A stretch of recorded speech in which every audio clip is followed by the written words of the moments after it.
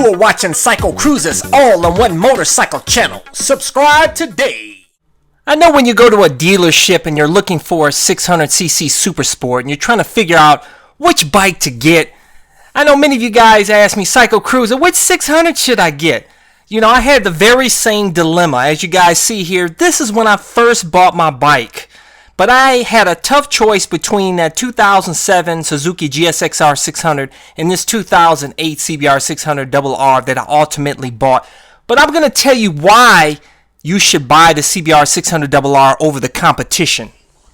Okay, in this video, I'm only going to compare the 2007 and newer Japanese 600cc Super Sport motorcycles to choose from. Okay, the models that I'll be comparing, the 2007 Honda CBR600rr through 2012 CBR600rr was actually pretty much the same bike with a few tweaks here and there.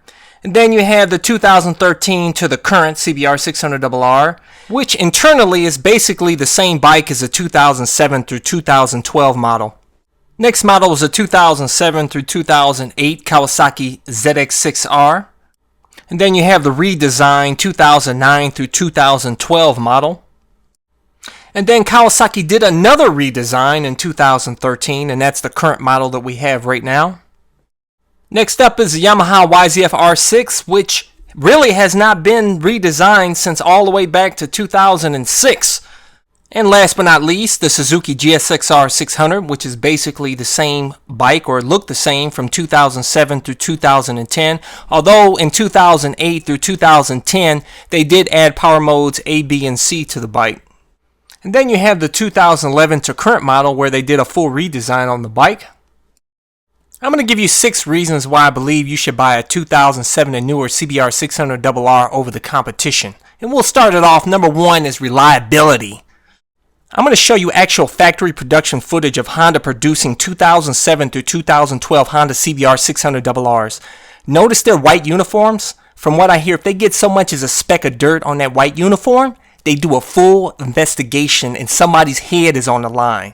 I mean, they are ridiculous when it comes to quality assurance with their bikes. The result is awesome build quality and reliability. Just take a look at the online recall list and you will not find a 2007 or newer Honda CBR600rr on that list. However, the same can't be said for the Suzuki GSX-R600s. As you guys see there, almost every year they had a recall on this particular bike, with the most troublesome recall being that of a faulty rectifier on the 2007 through 2009 models, which have left many riders stranded on the side of the road. And then there was another huge recall on model years 2004 to 2013, where there was a problem with the front brakes that caused corrosion of the brake piston. As far as the Yamaha R6, those bikes are actually fairly reliable. There was no major recalls except for this past December of 2014 on some models that were manufactured in the year 2014. There was a problem with the front and rear wheels. As far as the Kawasaki Ninja ZX6r, those bikes are fairly reliable as well with no major recalls. However, on the redesigned 2013 ZX6R636, a lot of owners had problem with cold start issues. Number 2 reason to get a 600rr, it's strong mid-range power and it's lightweight. The R6 is one of the most popular bikes, so we'll start off with this bike. It's all top-end power, guys. In order to get the power out of this bike, you got to really crank the throttle and hit high up in the RPM range because the low and mid-range power is weak on this bike. However, the bike is lightweight at 417 pounds wet, but it's more suited for the track than the street. The R6's best quarter-mile time performed by Sport Rider magazine was done in 2008, and the time was 10.75. The 2007 and 8 Kawasaki ZX6R is similar to the R6, being that it's mostly top-end power with weak low and mid-range power, but it's a beast at 429 pounds wet. This is more of a track bike than a street bike, just like the R6. The best quarter-mile time Sport Rider magazine could come up with for this 07-08 ZX6R is 11.027.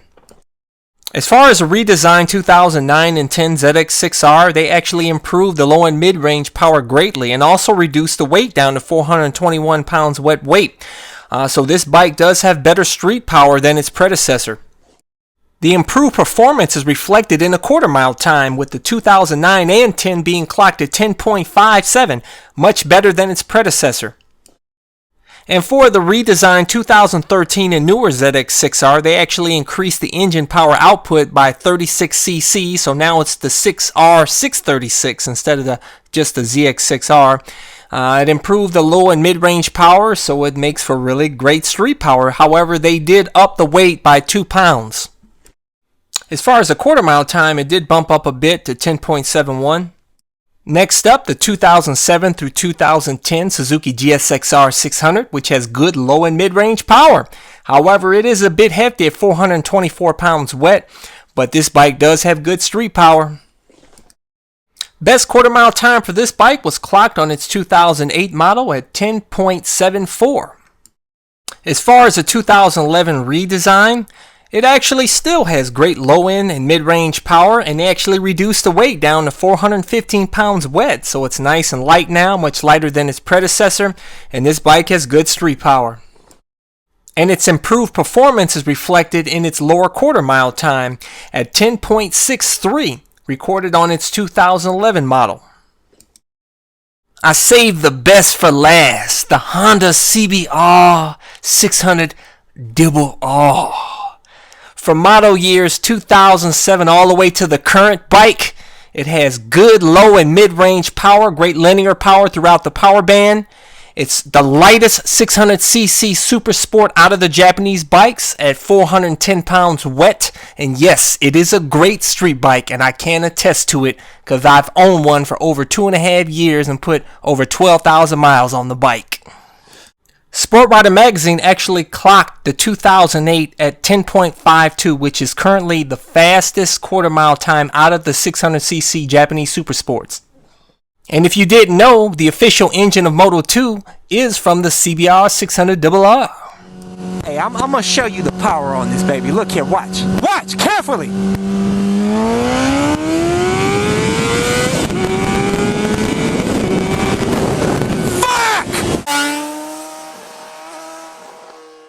Next, the number 3 reason why I chose the Honda CBR600rr, comfort. We'll start it off with the Suzuki GSX-R600. Seat is comfortable, clip-ons are low, not all that comfortable. It feels like I'm getting ready to do a push-up on the bike. Here's a 2013 ZX6R636. Comfortable seat, clip-ons are low, just like the Gixxer. I'm not really feeling all that comfortable on this bike, but it does feel a lot more comfortable than the 2 previous generations. Okay, here's the Yamaha R6, basically the same bike going all the way back to 2006. The clip-ons are low. Actually, it has the lowest clip-ons. The seat's not all that comfortable. This is not a comfortable street bike, but it's definitely a track bike. Here's a 2013 CBR600rr. Basically, all the model years are the same, going all the way back to 2007. As you guys see, it has a higher clip-ons there, which puts less weight on your wrists. As you guys see, you take the left hand off, you're in a completely upright seating position. Very comfortable bike. I've ridden over 12 hours, 500 miles on this bike without stopping. I think it's one of the most comfortable super sports. Number 4 reason why I got the 600rr, it has an undertail exhaust. The CBR600rr is one of the last 600s that still has an undertail exhaust. All the other ones that had it went to a side exhaust, which they say it's better to keep the weight low, but I can't tell the difference. As you guys know, I have the 1000rr, which has a side exhaust, and I really can't feel a difference. I like it with the exhaust underneath the seat because I don't have any heat issues at the seat, and you don't have to worry about any ankle burns. In my opinion, I think it looks cool. The number 5 reason why I got the CBR600rr, it has a removable tank cover. The CBR600rr has an easy to remove tank cover, so that way if you crash your bike or you want to change the whole look of your bike, all you got to do is replace all the plastics, no problem. You have to worry about painting the tank like you do with the other bikes, like the Ninja, as you guys see there, has a painted tank. The Kawasaki has a painted tank. The Suzuki has a painted tank, and of course the Yamaha has a painted tank, which is a pain in the ass to replace or repaint. And the number 6 reason why I got a CBR600rr is it has a fuel gauge. I think it's awesome being able to look down and see exactly about how much gas you have left. And I'll tell you, when I'm on my CBR1000rr, I miss it. You know, even though that bike has a fuel consumption computer, it's not as convenient as having a straight in-your-face fuel gauge. All of the Yamaha R6s have a low fuel light indicator. All of the Kawasaki ZX6Rs have a low fuel light indicator. And all of the Suzuki GSX-R600s have a low light fuel indicator. Okay, and if you still don't believe the CBR600rr is one of the best 600s out there, I'm going to give you some other resources. Last year, VisorDown.com rated the 2007 and 8 CBR600rr number 2 out of the top 10 sport bikes, right behind the BMW S1000rr. And here are some owner reviews posted on motorcyclenews.com. As you guys see here, 4 and 5 stars all the way down the board. They're saying excellent power, comfort, they can ride it all day, one of the best 600s. Telling you guys, if you don't believe me, listen to the guys out there that own this bike. Awesome bike. Get one and quit asking me about which is the best 600 to get. The CBR600rr is the best 600 to get. Okay? I'm done.